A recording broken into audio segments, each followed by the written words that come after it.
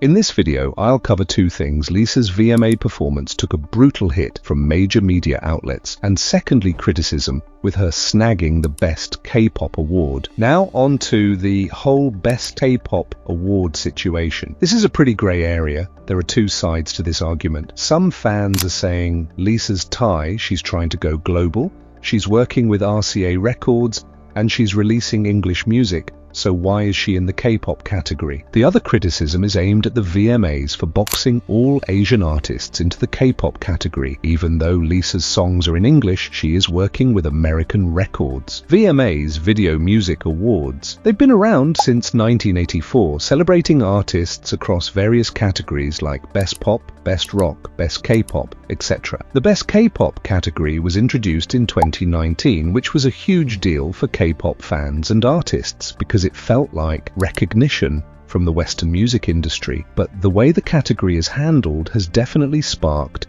some controversies. I totally get where fans are coming from. It does feel like a lazy generalization at times. K-pop is more of a genre, not a catch-all for all Asian artists. Criticism over Rockstar and Seven nominated under the same category when fans says it doesn't fit the category. It can come off as segregation, like the industry is just throwing all Asian artists into one category, regardless of the actual music they're making. I have read comments calling it racism. Is it racist? That's up for debate. But I'd say it can feel like a form of stereotyping. When Western award shows put Asian artists in K-pop, even when their work doesn't fit the genre, it feels like they're not giving them space to be seen as global artists outside of that Asian label. Instead of recognizing the diversity and range in their music, it's like they're being pigeonholed.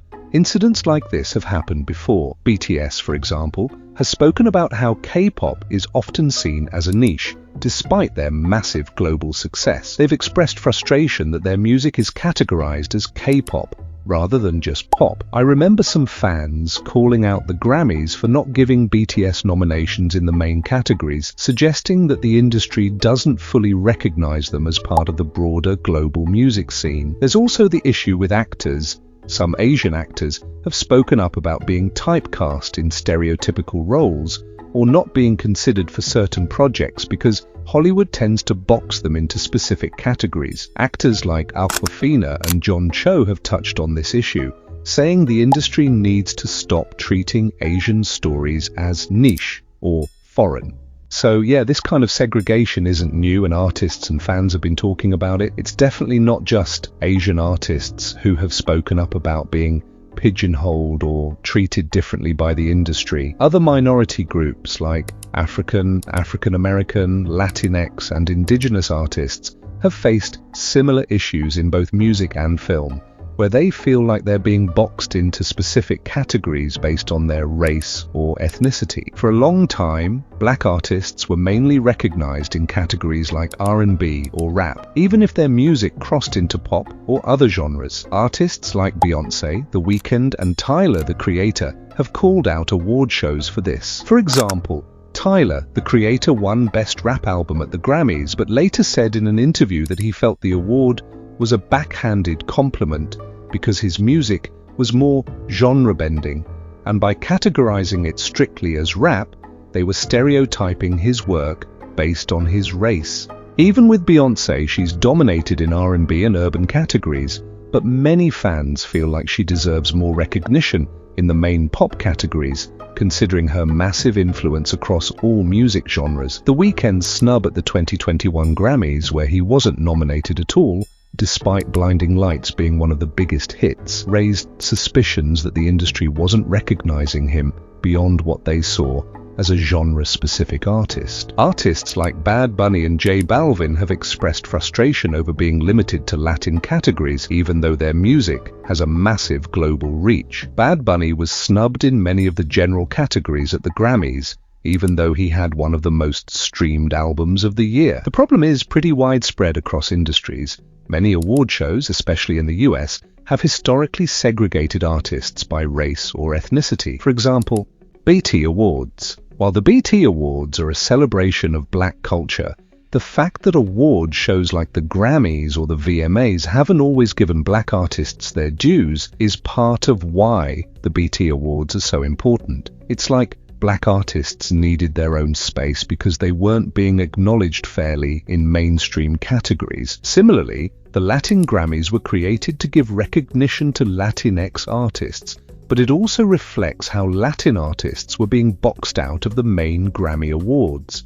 And this just doesn't happen with minorities. Actors like John Boyega from Star Wars and Daniel Kaluuya from Get Out have both spoken about how, even though they're British, Hollywood tries to confine them to certain roles because of their race. The issue of being put in a box is pretty universal for non-white artists across the board. Whether it's in music, movies, or TV, many artists have spoken out about feeling like they're not being fully recognized for their talent because of the industry's need to categorize them based on race or ethnicity. It seems like the entertainment industry has made progress, but these issues still come up, especially when artists or actors cross over from non-Western industries. I know this conversation is going longer than expected, but this issue isn't just limited to the Western music industry. It's definitely happening within K-pop itself too. What's happening with Lisa highlights this weird contradiction. On one hand, people love her when she's with Blackpink, representing K-pop on the global stage. But the moment she goes solo and branches out, suddenly fans and critics want to gatekeep what it means to be a K-pop idol. This whole debate about whether Lisa is still a K-pop idol just because she's Thai or releasing English music is honestly so unfair. If being a K-pop idol is tied to the language or nationality, then where does that leave all the other idols who aren't Korean? There are so many Thai, Chinese, Japanese, and other non-Korean idols who've spent most of their careers in K-pop. Does that mean their identity as K-pop idols is constantly up for debate too? Where does this end? Let's be real, Lisa has spent 9 years actively contributing to the K-pop scene since her debut, and now people want her to just erase that identity. She's part of one of the biggest K-pop groups in the world, and yet, the moment she does something outside the box, people want to strip her of that identity. It's frustrating, and it feels like a double standard. Fans didn't mind when Blackpink Lisa was praised as the face of K-pop. But the moment Lisa steps out as a solo artist, there's all this noise about whether she should still be considered K-pop. It also raises the question, is K-pop just about the music, or is it about nationality and language too? Because if it's purely about the music, why should releasing songs in English make Lisa any less of a K-pop idol? And if it's about where someone's from, then what does that mean for the dozens of other non-Korean idols who've been part of the K-pop industry for years? I've mentioned this before on my channel. I think as Lisa moves toward becoming a global star, she'll probably be recognized more as a global artist, rather than just a Thai or K-pop idol. But for now, the K-pop label is going to stick with her as long as she's part of Blackpink. It feels like people are trying to put her in a box, and the moment she steps out, they don't know how to handle it. It's a tough conversation because K-pop fans, the industry, and even the media are still trying to figure out what defines a K-pop idol in today's globalized world. But at the end of the day, Lisa's impact on K-pop is undeniable, and no one can take that away from her, no matter what language she's singing in. Where do you think the future is headed for artists like her? Will this gatekeeping get worse as more K-pop idols go global? Lisa's VMA performance took a brutal hit from major media outlets, even though she snagged the Best K-pop award. Cosmopolitan called her performance the second best, but Billboard wasn't so kind. They ranked her set 16th, dead last, saying it felt like a swing and a miss. They specifically called out the choreography for Rockstar, saying it wasn't head-turning, much less show-stopping. And another big media outlet went even harder, saying this K-pop singer was more of a K-flop, even with an army of dancers who couldn't save her from the pure cheesiness that left us all wondering how she even got the invite. One of the reasons behind these reviews can be lip-syncing accusations. People were dragging her, saying stuff like she's lazier than Jennie. Some of the comments were wild. Lisa's loyal fans didn't let the hate slide, though they quickly jumped to her defense, claiming she wasn't lip-syncing and sharing fan cams to prove she was actually singing live. But then the whole narrative about local fans versus K-pop fans blew up, and it turned into a mess. Honestly, I don't want to dive too deep into that for my own sanity. As a Blink who's been watching Lisa for years, I gotta admit, something felt off about this performance. It didn't meet my expectations.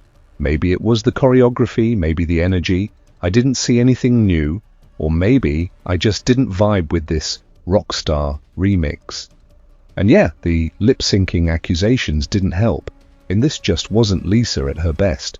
Or maybe she set the bar so high for herself that I expected too much this time. I'm not trying to sound like a hater. This is just my honest take on her VMA performance. But honestly, it wasn't as bad as people are making it out to be. The new rap section? Absolutely killer. That part really stood out, and I've got to say, I'm going to re-watch the performance just for that. Maybe it'll grow on me with time. Lisa's always evolving, and I'm excited to see what comes next. If you reach the end of the video, comment down below your opinions. Be respectful, and don't hate anybody. Thank you so much for watching.